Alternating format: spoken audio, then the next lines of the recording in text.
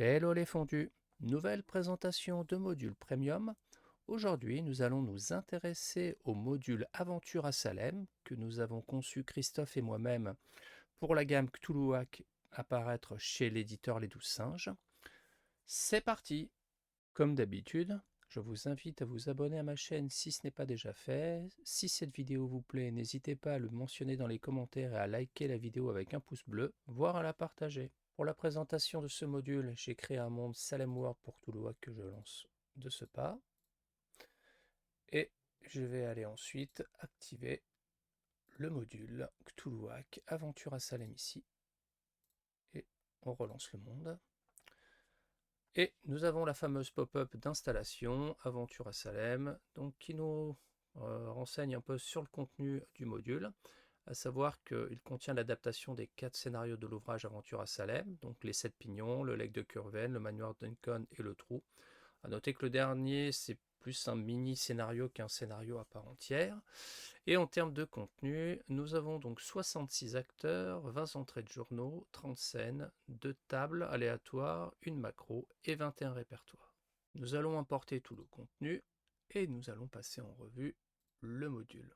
Nous avons donc l'ouverture d'une page crédit pour le module avec une section à propos qui revient un peu sur la description du contenu du module et avec quelques modules complémentaires à installer pour améliorer l'immersion en partie.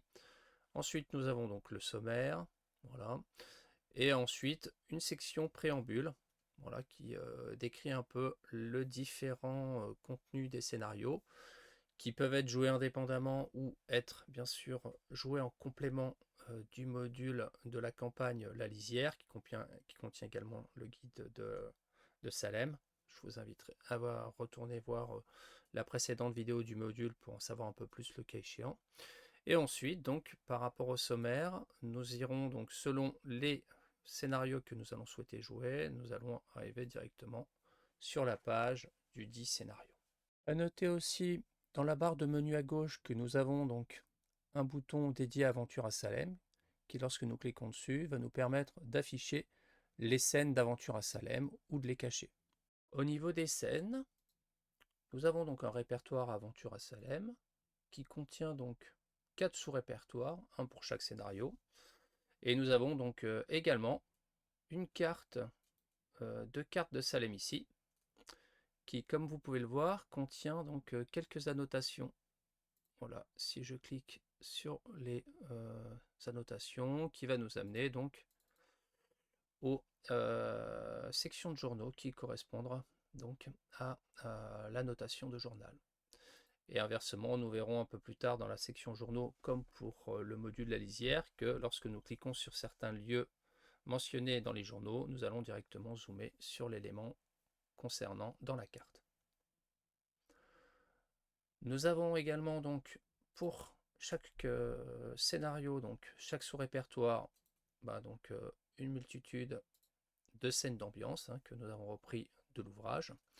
Donc voilà, il y en a un certain nombre pour chacun des scénarios, comme vous pouvez le voir, les 7 pignons, le lac de Curven, le manoir Duncan, et nous en avons une pour le trou que nous avons ajouté, en fait que nous avons reprise, puisque initialement c'est un mini scénario et qui ne contenait aucune scène.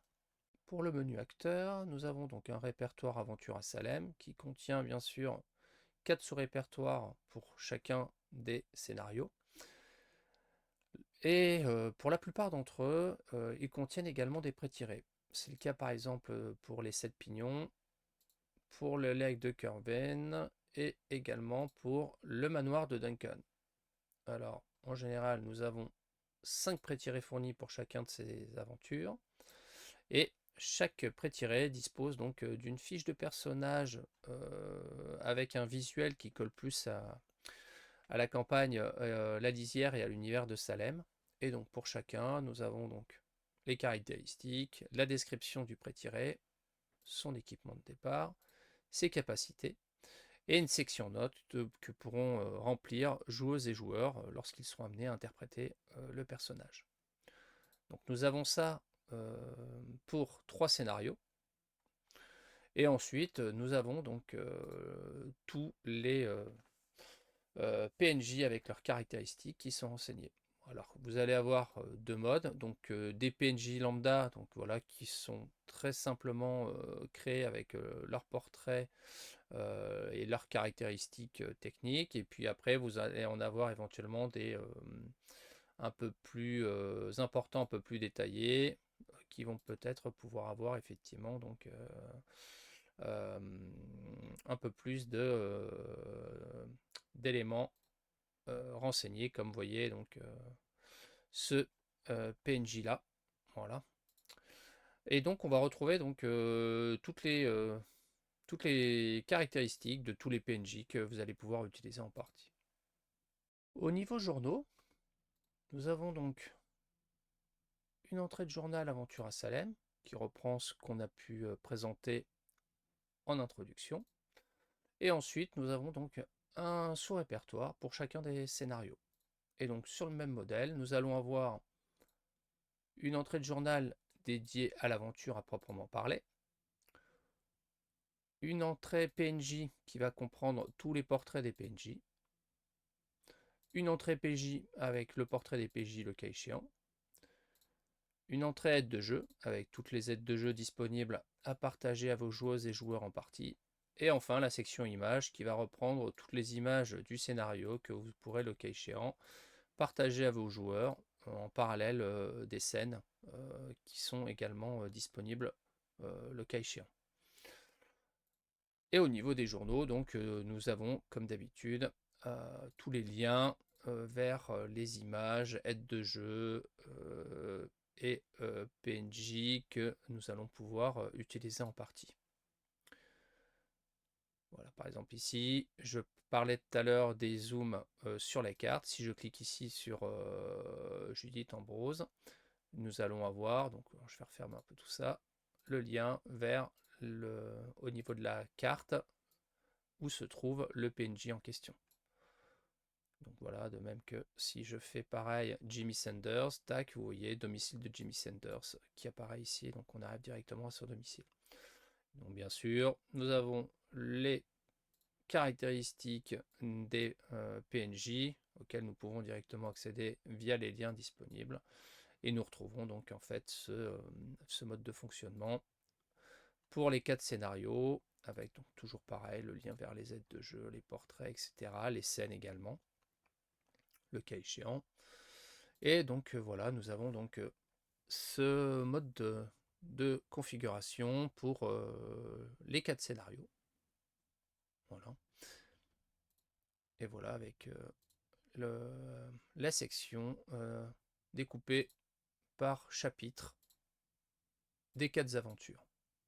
Et donc nous avons ce mode de fonctionnement pour tous les 4 scénarios. Donc pareil ici, donc avec le lien vers l'aventure, le lien vers les pré-tirés aussi. Donc nous avons notamment la description des différents pré-tirés ainsi que toujours le lien vers la fiche de personnage correspondante. Voilà. Et sur ce même modèle, donc on a la même chose pour le scénario Manoir Duncan. Et pour le scénario, enfin le mini-scénario Le Trou, donc on a effectivement aucun pré-tiré, donc cette section se limite au scénario, au portrait de PNJ, aux images, donc enfin à l'image en l'occurrence, et aux aides de jeu associées. Au niveau des tables aléatoires, nous avons une table aléatoire pour le scénario Le Legs de Curven, qui fait référence à des esprits de Curven. Donc là, comme d'habitude, hein, un petit jet de dés, et on va voir directement le résultat qui apparaît ici.